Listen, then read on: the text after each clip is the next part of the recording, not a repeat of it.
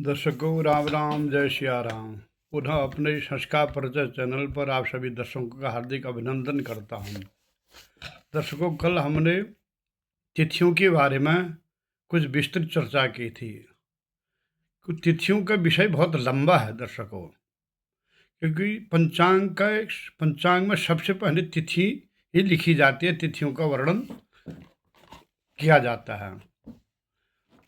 अब आज तिथियों के स्वामी का वर्णन करते हैं। हर तिथियों के अलग अलग देवता होते हैं। जिस प्रकार हर नक्षत्र के अलग अलग देवता होते हैं, हर स्थान के अलग अलग देवता होते हैं, उसी प्रकार तिथियों के अलग अलग स्वामी या देवता होते हैं। तो आज के बारे में चर्चा करते हैं। तो दोनों पक्षों की प्रतिपदा के तिथि के स्वामी या देवता ब्रह्मा जी होते हैं, अग्नि देवता होते हैं।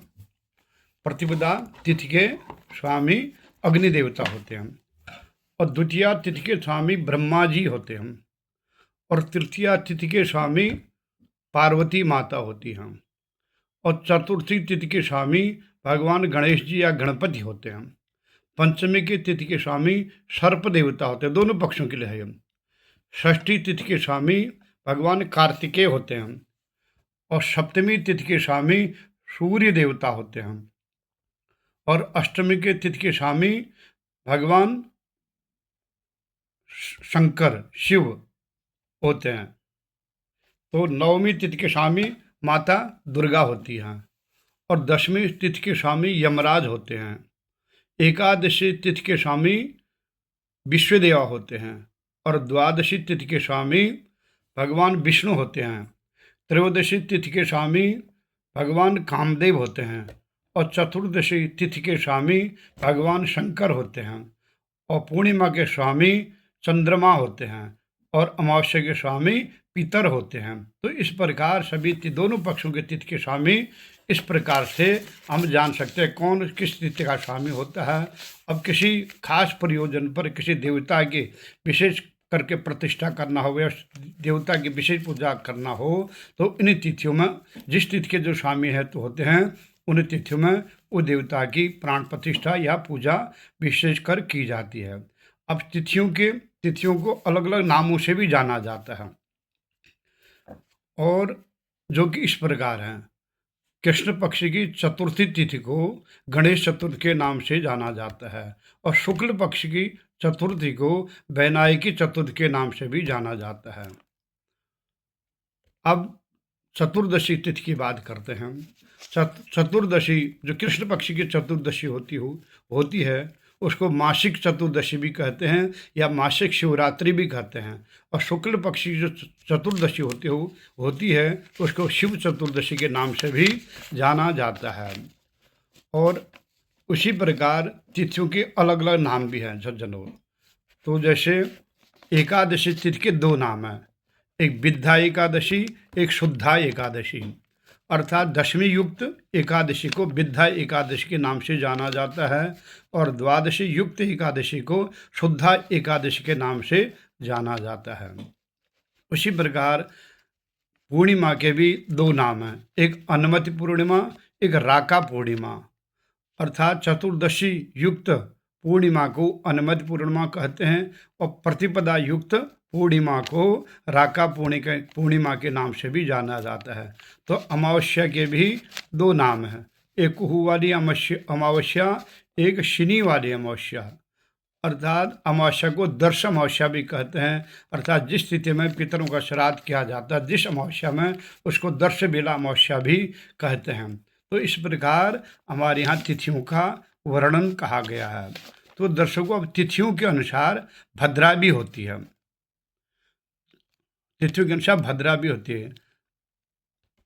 और हर शुक्ल पक्ष की भी, शुक्ल पक्ष की चतुर्थी, शुक्ल पक्ष की अष्टमी, शुक्ल पक्ष एकादशी और शुक्ल पक्ष की पूर्णिमा को हमेशा ही भद्रा होती है। अब किसी तिथि में पूर्वार्ध की भद्रा होती है, और किसी तिथि में उत्तरार्ध की भद्रा होती है।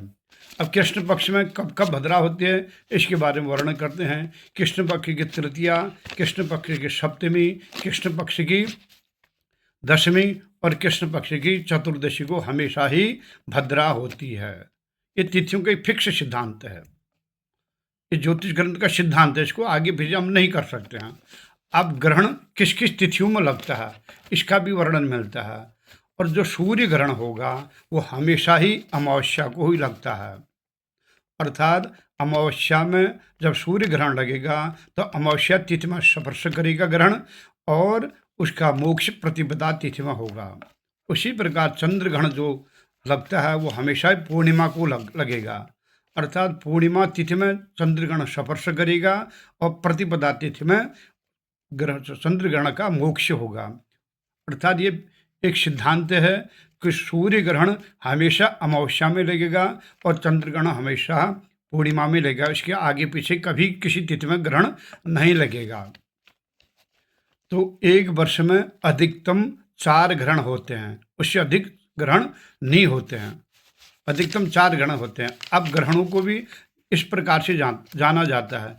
एक होता है खग्रास ग्रहण, तो और दूसरा होता है खंडग्रास ग्रहण, तीसरा होता है कंकणाकृति ग्रहण और चौथा होता है उपछाया ग्रहण। इस प्रकार तो ग्रहणों के भी 4 नाम है। तो जिसे आप सभी लोग तिथि के बारे में और तिथियों में होने वाली भद्रा के बारे में जान गए होंगे, अर्थात शुक्ल पक्ष की 4, 8, 11, 15 तिथि में भद्रा, किसी में उत्तरार्ध की और किसी में पूर्वार्ध की, और कृष्ण पक्ष की 3, 7, 10, 14 इन तिथि में भद्रा होता है, किसी तिथि में पूर्वार्ध की और किसी तिथि में उत्तरार्ध की भद्रा होती है। तो इस प्रकार तिथियों का वर्णन हमारे यहाँ मिलता है। जैसे आज इस तिथियों का हमने संपूर्ण विवरण कर लिया है, तो शायद आप लोग इस तिथियों के बारे में अवगत हो गए होंगे। अगर तिथियों के बारे में किसी सज्जनों को कोई शंका हो तो वो कमेंट बॉक्स में जाकर पूछ सकते हैं, सलाह दे सकते हैं, मशवरा दे सकते हैं। तो अगर हम इस चैनल को बनाने का मुख्य उद्देश्य हो है कि हम प्रारंभिक तौर पर, बेसिक तौर पर किसी चीज़ को जानें तो हमारी शंका का समाधान हो सकता है। क्योंकि हम प्रारंभिक अगर हमें किसी चीज़ का ज्ञान नहीं होगा तो हमें हर तिथि के बारे में हमेशा ही शंका बनी रहेगी। इसलिए हमारा प्रयास यही है कि प्रारंभिक तौर पर किसी विषय को शुरू किया जाए, और ताकि सभी सज्जनों को इसके बारे में अच्छी ढंग से अवगत हो सकें।